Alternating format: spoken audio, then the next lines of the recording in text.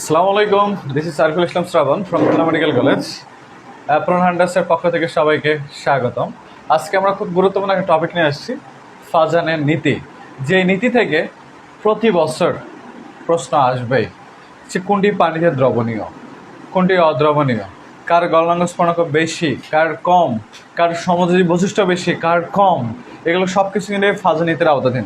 Just আমাদের যদি একটু বুঝতে পারি না, তাহলে কিন্তু এখান থেকে আমরা অনেক যেরকম নৈবিত্তিক সলভ করতে পারবো। আর এখান থেকে একাডেমি ঘর নম্বর অথবা গ নম্বরের সৃজনশীল মাস্ট আসে, জাস্ট আমাদের একটু বুঝতে হয়। ওকে, তাহলে আমরা একটু দেখি ফাজানের নীতি কখন প্রযোজ্য। ফাজান নীতি প্রযোজ্য হচ্ছে আয়নিক যৌগের মধ্যে সমযোজী বৈশিষ্ট্য দেখার জন্য। আয়নিক যৌগে সমযোজী বৈশিষ্ট্য দেখার জন্য, সমযোজী বৈশিষ্ট্য। ওকে, আচ্ছা, তাহলে এখানে আমি দুইটা বিষয় পাচ্ছি, আয়নিক যৌগ, সমযোজী যৌগ। আমাকে আগে একটু বুঝে নিতে হবে প্রশ্ন কোন টাইপের হবে, সেই টাইপটা আমাকে একটু ভাগায় নিতে হবে। অর্থাৎ এই যে আয়নিক যৌগ আর সমযোজী বৈশিষ্ট্য, একটু বৈশিষ্ট্য আমাকে দেখতে হবে। আয়নিক যৌগ যেগুলো, সেগুলো হচ্ছে গলনাঙ্ক স্ফুটনাঙ্ক কী থাকে বলো তো? গলনাঙ্ক স্ফুটনাঙ্ক বেশি থাকে, গলনাঙ্ক স্ফুটনাঙ্ক বেশি। ওকে, এখানে কি হবে? কম হবে। আচ্ছা, এর ক্ষেত্রে পানিতে দ্রবণীয়, আয়নিক যৌগ পানিতে দ্রবণীয়, কিন্তু সমযোজী যৌগ কি? অদ্রবণীয়, অদ্রবণীয়। ওকে, এর ক্ষেত্রে দ্রাব্যতা বেশি, দ্রাব্যতা বেশি, এর ক্ষেত্রে কি? কম হবে। এটা বিদ্যুৎ পরিবাহী, আয়নিক যৌগ কি হয়? বিদ্যুৎ পরিবাহী, এর ক্ষেত্রে কি হবে?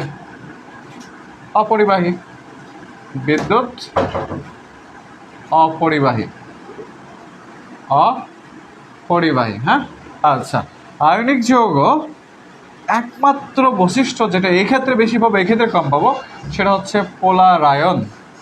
পোলারায়ন, এর ক্ষেত্রে পোলারায়ন বেশি, এর ক্ষেত্রে পোলারায়ন কম হবে, পোলারায়ন কম। তাহলে তোমাদের মনে প্রশ্ন আসতে পারে যে বাদবাকি সব কিছু টার্ম আমাদের পরিচিত, এখানে পোলারায়ন এই জিনিসটা কাকে বোঝাচ্ছে? পোলারায়নটা হচ্ছে ক্যাটায়ন কর্তৃক অ্যানায়নের ইলেকট্রন মেঘকে নিজের দিকে আকর্ষণ করার ফলে ওই অ্যানায়নের ইলেকট্রন মেঘের কী হয়েছে? আকৃতি বিকৃতি হয়েছে, ফলে বৈশিষ্ট্যটা চেঞ্জ হয়ে গেছে। হওয়ার কথা ছিল আয়নে, কিন্তু হয়ে গেছে সমযোজী। তাহলে পোলারায়ন কি? ক্যাটায়নের নিউক্লিয়াস কর্তৃক অ্যানায়নের ইলেকট্রন মেঘকে নিজের দিকে আকর্ষণ, সেটা হচ্ছে পোলারায়ন। ওকে, আমরা যদি একটু ভাঙে দেখছি, এখন একটু নিয়মটা দেখি আসলে ফাজান নীতি কী বলে। তবে ফাজান নীতি কী করবো, আমরা একটা শর্ট টেকনিকের মাধ্যমে আসবো, যে টেকনিকের মাধ্যমে আমরা বলতে পারি ফাজান নীতি টোটাল। ওকে, আমরা একটা পদ্য বলবো এখানে, কবিতা। সেটা হচ্ছে ফাজান নীতি 1 নম্বর, ক্যাটা মামা ছোট হলে, ক্যাটা মামা ছোট হলে। 2 নম্বর, এনা মামা বড়, এনা মামা বড়। 3 নম্বর, চার্জ ঘনত্ব বেশি হলে, চার্জ ঘনত্ব বেশি হলে। 4 নম্বর নিয়ম, ডি ও এফ কে ধরো। এটা হচ্ছে টেকনিক বা পদ্য। তুমি কি বলতেছ? ক্যাটা মামা ছোট হলে এনা মামা বড়, চার্জ ঘনত্ব বেশি হলে ডি আর এফ কে ধরো। ওকে, এখন মূল নীতিটা কী ছিল? অর্থাৎ এখান থেকে দেখবো আমরা, ক্যাটায়নের আকৃতি যত ছোট হবে, ক্যাটায়নের আকার যত ছোট হয়, আকার যত ছোট হয়, যত ছোট হয়। দ্বিতীয় নিয়ম, অ্যানায়নের আকার যত বড় হয়, অ্যানায়নের আকার যত বড় হয়। 3 নম্বর নিয়ম, ক্যাটায়ন ও অ্যানায়নের চার্জ ঘনত্ব যত বেশি হবে, চার্জ ঘনত্ব যত বেশি হয়। 4 নম্বর নিয়ম কি? সেটা হচ্ছে যদি ডি ও এফ অরবিটালের উপস্থিতি থাকে, এফ অরবিটালের উপস্থিতি, ডি আর এফ অরবিটালের উপস্থিতি, এগুলো যদি হয়, এই নিয়মগুলো যাদের ক্ষেত্রে পাবো, যদি পাই, সেটা ডিরেক্ট চলে যাবে এই দিকে নিয়ে আসবো। ঠিক আছে, অর্থাৎ এই 4টা নিয়মের মধ্যে যদি আমাদের পড়ে, তাহলে আমরা ডিরেক্ট কোন দিকে চলে আসবো? সমযোজী বৈশিষ্ট্য দিকে চলে আসবো। ঠিক আছে, আচ্ছা, তাহলে আমরা একটা করে উদাহরণ নিয়ে আসি। আমরা এটুকু ওকে। প্রথম আয়নিক যৌগের বৈশিষ্ট্য, সমযোজী বৈশিষ্ট্য, তারপরে এখানে পদ্মের মাধ্যমে কিভাবে তোমার হচ্ছে ফাজ নীতি হচ্ছে এই 4টা নীতি। ওকে, আচ্ছা এখন আমরা উদাহরণ দিয়ে আমরা একটু প্র্যাকটিস করি। Practice maximum perfect. আচ্ছা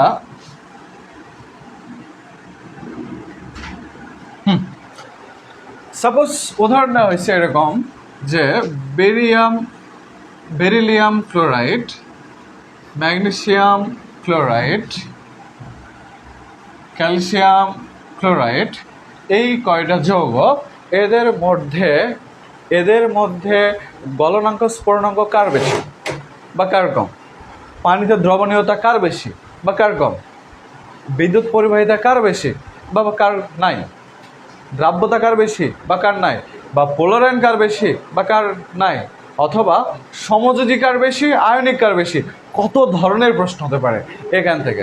জাস্ট একটা জিনিস বুঝতে হবে, ঠিক আছে, এই নিয়মটা। ওকে, তাহলে এখান থেকে যদি আমরা এই কটা দেখি তাহলে দেখতে পাচ্ছি প্রত্যেকটা থেকে অ্যানায়ন আমাদের সেম, অ্যানায়ন সেম।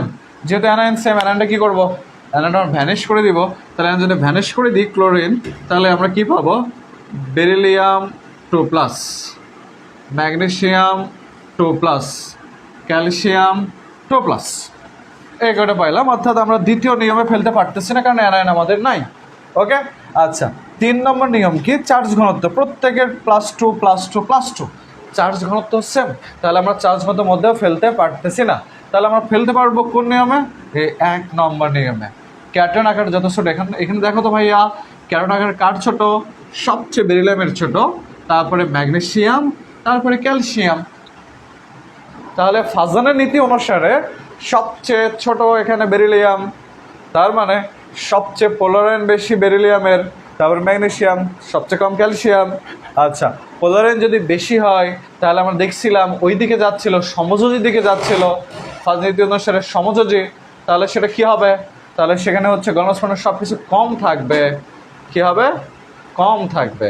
তাহলে সবচেয়ে গলনাঙ্ক স্ফুটনাঙ্ক কম কার? এর। তারপরে তাহলে যদি আমি বলি যে গলনাঙ্ক স্ফুটনাঙ্কের ক্রম, গলনাঙ্ক ও স্ফুটনাঙ্ক, এর যদি ক্রমের কথা বলে সবচেয়ে বেশি এর, তারপরে এইভাবে যাবে। ঠিক আছে, প্রথম উদাহরণ আমরা বুঝতে পারছি। আচ্ছা, এবার আসি আর একটা উদাহরণ।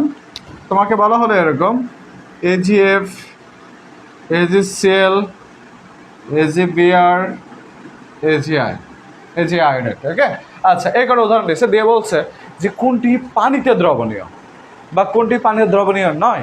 ওকে, তাহলে এটা যখন তুমি করবা তখন তোমায় কী করতে হবে? আগে সেম জিনিসটা ভ্যানিশ করে দাও। প্রত্যেকে দেখো ক্যাটায়ন সেম, সিলভার প্রত্যেকের সেম। তাহলে কী করে দাও? ক্লোরাইড, ব্রোমাইড, আয়োডাইড, প্রত্যেকের সেম। ওকে, আচ্ছা আবার চার্জ ঘনত্ব প্রত্যেকের -1। ওকে, তাহলে চার্জ ঘনত্ব সেম। তাহলে আমি এখানে যেহেতু প্রথমে ক্যাটায়ন ম্যানেজ করছি, 1 নিয়মে ফেলতে পারবো না। তারপরে আমি চার্জ ঘনত্ব ম্যানেজ করছি, মানে চার্জ ঘনত্ব প্রত্যেকে যেহেতু সেম, আমি এটা ব্যাখ্যা করতে পারবো না। 2 নম্বর নিয়ম একটু দেখে দাও। 2 নম্বর নিয়ম কি বলে? অ্যানায়ন আকার যত বড় হয়, ক্লোরিন, ব্রোমিন, আয়োডিন, এগুলো হচ্ছে গ্রুপ 17-এর মৌল। গ্রুপ 17-এর মৌল কী কী ছিল? Chlorine, bromine, iodine. সবচেয়ে বড় আকার কার? আয়োডিনের। সবচেয়ে বড় আকারের, তারপরে এর। তাহলে দেখতে পাচ্ছি এই 3টার আকার অনেক বড়। অ্যানায়ন আকার যত বড় হয় তত আমাদের এই দিকে বৈশিষ্ট্য যাচ্ছিল, সমযোজীর দিকে। সমযোজী কি পানিতে দ্রবণীয় হয়? হয় না।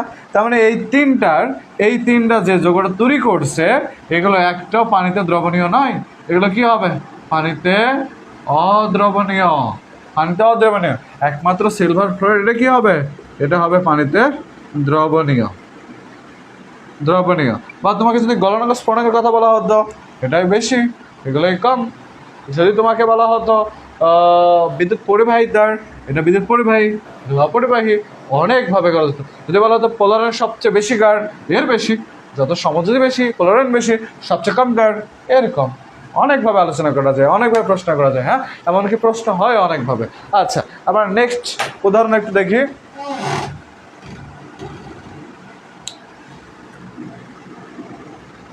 আচ্ছা, নেক্সট উদাহরণ যদি দেখি, সেটা হচ্ছে sodium chloride, magnesium chloride, aluminium trichloride. ঠিক আছে, এখান থেকে কি বলা হলো যে সমযোজী বেশিকার, আয়নিক বেশিকার, অথবা গলনাঙ্ক স্ফুটনাঙ্ক বেশিকার কমকার। যদি আমরা এখান থেকে একটু দেখে নিই তাহলে আমি দেখতে পাচ্ছি প্রত্যেকটার অ্যানায়ন সেম। অ্যানায়নটা কী করে ভ্যানিশ করে দাও, তাহলে কি পাবো? Sodium plus, magnesium 2 plus, aluminium 3 plus. দেখো এই যখন প্লাস প্লাস দিছি না, তখন আমার এই 3 নম্বর নিয়মে চলে আসছে। এখানে একটা প্লাস চার্জ ঘনত্ব 1 ছিল, এখানে 2 বেড়ে গেছে, এখানে 3 প্লাস আরও বেড়ে গেছে, অর্থাৎ এর ক্ষেত্রে চার্জ ঘনত্ব সবচেয়ে বেশি। আমরা জানি এই নিয়মগুলো যখন পড়বে তখন কোন দিকে, সমযোজীর দিকে ঢুকবো, তাহলে এর গলনাঙ্ক মান কী হবে? সবচেয়ে কম হবে। তাহলে তারপরে এর থেকে এর বেশি হবে, তারপরে এর বেশি হবে। এই জন্য দেখা যায় সোডিয়াম ক্লোরাইডের গলনাঙ্কের মান 801 ডিগ্রি সেলসিয়াস, যেখানে ম্যাগনেসিয়াম ক্লোরাইডের 714 ডিগ্রি সেলসিয়াস কমে গেছে। তারপর অ্যালুমিনিয়াম ট্রাইক্লোরাইডের ক্ষেত্রে কত? 190 ডিগ্রি সেলসিয়াস, আরও কমে গেছে। কী কারণ?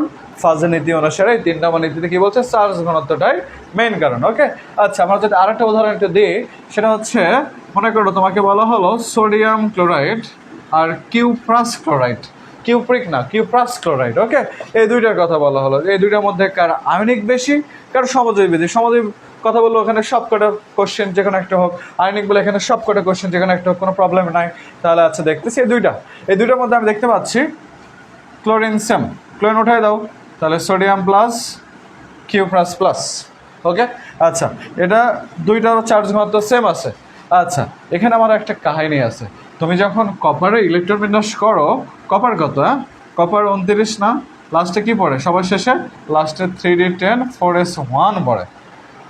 কপারের ক্ষেত্রে কি 3d10 4s1 লাস্টে। হ্যাঁ, তাহলে এই যদি হয় তাহলে ডিতে চলে গেছে। এই যে 4 নম্বর নিয়ম কি বলতেছে? ডি আর এফকে ধরো, ডি আর এফ অরবিটালে যদি উপস্থিতি থাকে এই দিকে চলে আসছে, তাহলে কি সমযোজীর দিকে ঢুকে যাবে। তাহলে কোন দিকে ঢুকবে? সমযোজী ঢুকে কে ঢুকবে? এই কিউপ্রাস ক্লোরাইড, অর্থাৎ এর গলনাঙ্ক কম হবে, অর্থাৎ এটা হবে সমযোজী। আর এটা হবে কি? আয়নিক। সমযোজী বৈশিষ্ট্যর বেশি, এর আয়নিক বেশি। ওকে, বাদ বাকি সব প্রশ্ন হবে। এখন এখান থেকে ফাজনীতি থেকে তোমার কাছে যত আছে প্রশ্ন, সেটা মেডিকেলে হোক, বিশ্ববিদ্যালয় হোক, একাডেমি হোক, সব চর্চা করে ফেলা। একটা সিঙ্গেল প্রশ্ন তোমার আটকে যাওয়ার কথা না। ওকে, চ্যালেঞ্জটা তো নিয়ে নাও।